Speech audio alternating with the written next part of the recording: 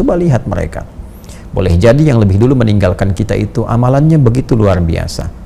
Terkadang dia beramal dalam kesunyian, tidak banyak berisiknya, tidak banyak viralnya. Dia mungkin tidak begitu populer di dunia, tapi penduduk langit begitu mengenalnya.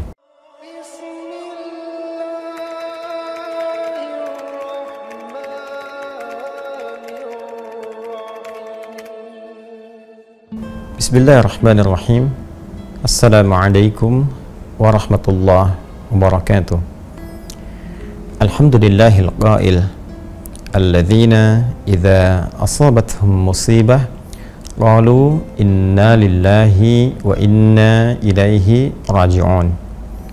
Wassalatu wassalamu ala rasulillah alladzi dzakkara li ummatihi bi an yadhkuru mahasina mautahum. Wa sallallahu ala sayyidina Muhammad wa ala alihi wa sahbihi wa dhurriyyatihi wa ummatihi ajma'in wa ba'd.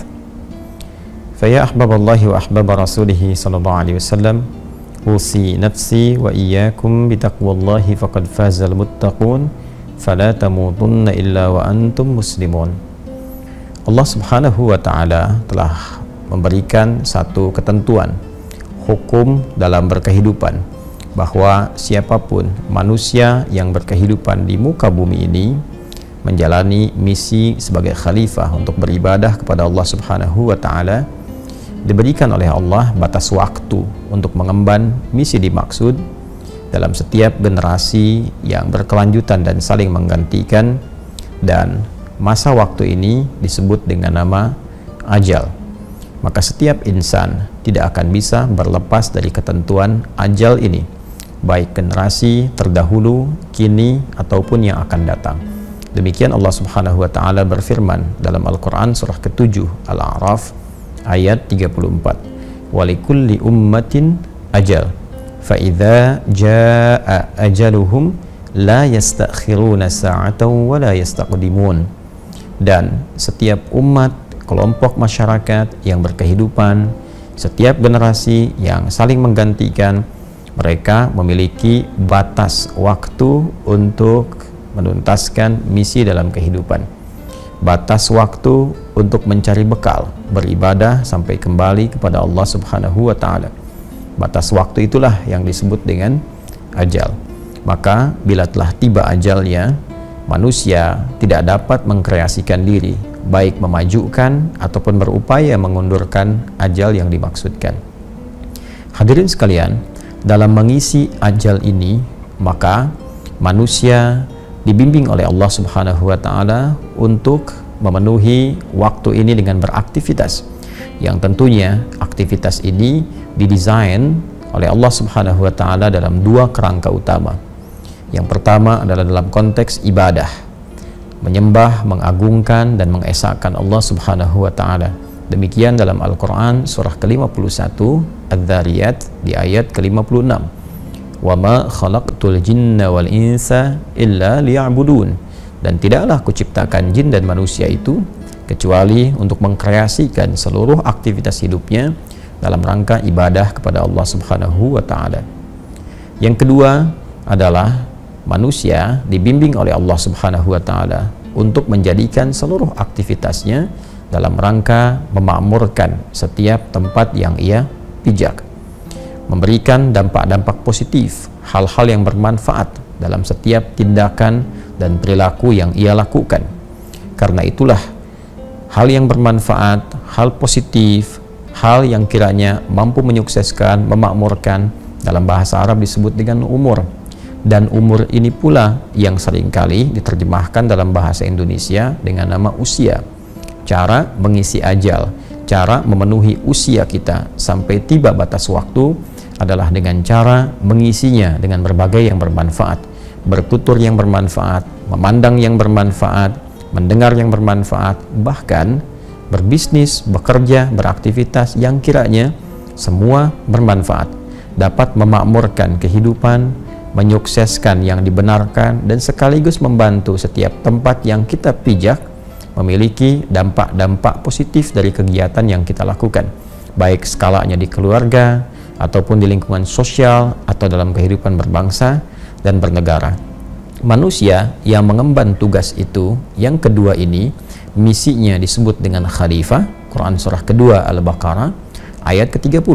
Wa idh qala rabbuka lil malaikati inni ja'ilu fil ardi khalifah. Dan ketika Muhammad SAW, Rabbu berfirman kepada para malaikat dan menyampaikan kepada mereka bahwa Allah Subhanahu wa Ta'ala akan menugaskan manusia untuk menjadi khalifah di bumi, makhluk yang saling menggantikan antar generasi, yang diberikan tugas memakmurkan bumi, menyukseskan aktivitas sekaligus menghadirkan kegiatan yang banyak bermanfaat. Semua kegiatan ini ketika dilekatkan dengan nama manusia disebut dengan insan namanya. Insan, karena itulah kemudian Allah Subhanahu wa Ta'ala memberikan pesan, manusia yang berkehidupan, beraktivitas disebut dengan insan, namun tidak mengisi waktu yang diberikan sampai ajal tiba dengan perbuatan-perbuatan baik yang bermanfaat, yang memakmurkan, itu disebut oleh Allah sebagai manusia yang rugi.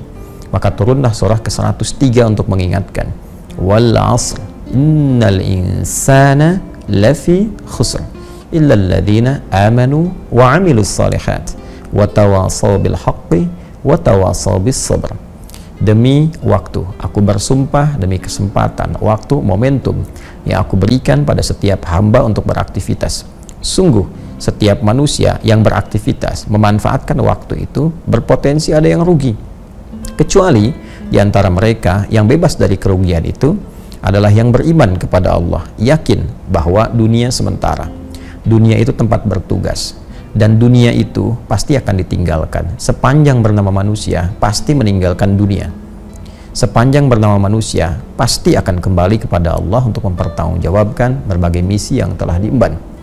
Orang-orang yang yakin dengan itu semua, lalu mengkreasikan sisa waktunya untuk beramal soleh. Dan dengan itu saling mengingatkan, saling share, watawasaw bil haq, dan bersabar menjalaninya, maka itulah orang yang terlepas dari kerugian.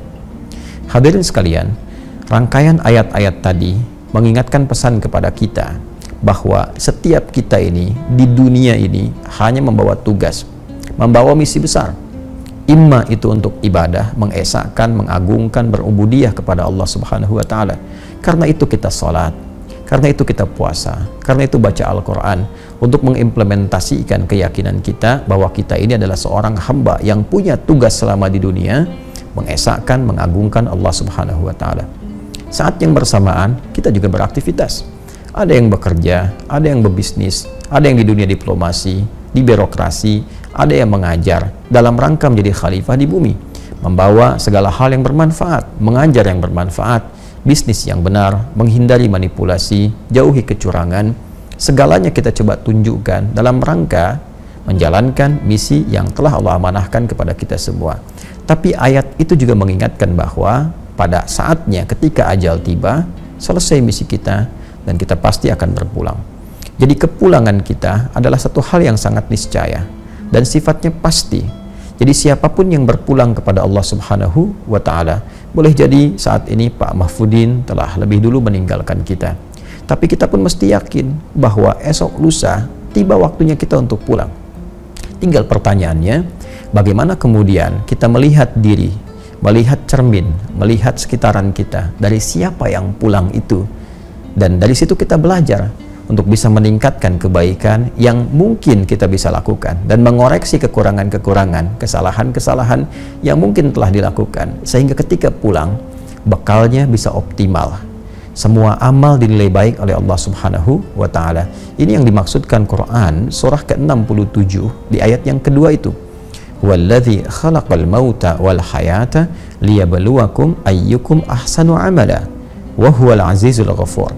Dialah Allah Subhanahu wa Ta'ala yang telah menetapkan kematian itu dan juga kehidupan sesungguhnya untuk menguji yang masih hidup, agar mereka belajar dari proses kematian itu. Siapa yang wafat? Sekarang ada sosok yang meninggalkan kita. Coba lihat mereka. Boleh jadi yang lebih dulu meninggalkan kita itu amalannya begitu luar biasa. Terkadang dia beramal dalam kesunyian, tidak banyak berisiknya, tidak banyak viralnya. Dia mungkin tidak begitu populer di dunia, tapi penduduk langit begitu mengenalnya. Terkadang ada yang terlihat memotivasi, terlihat viral kisahnya, banyak diketahui, tapi semua sepakat bahwa mereka orang baik. Jangan-jangan orang-orang yang wafat mendahului kita dan kita tahu saat ini, kita mengenalnya, boleh jadi mereka itu telah meninggalkan berbagai legasi yang dinilai soleh oleh Allah Subhanahu wa Ta'ala. Belajar dari itu, bagaimana mereka bersedekah, bagaimana konsisten ibadah, sholatnya, interaksi dengan Qur'annya. Liyabluwakum ayyukum ahsanu amala, untuk menguji engkau, supaya engkau itu berpikir, engkau itu merenung bahwa engkau pun akan pulang.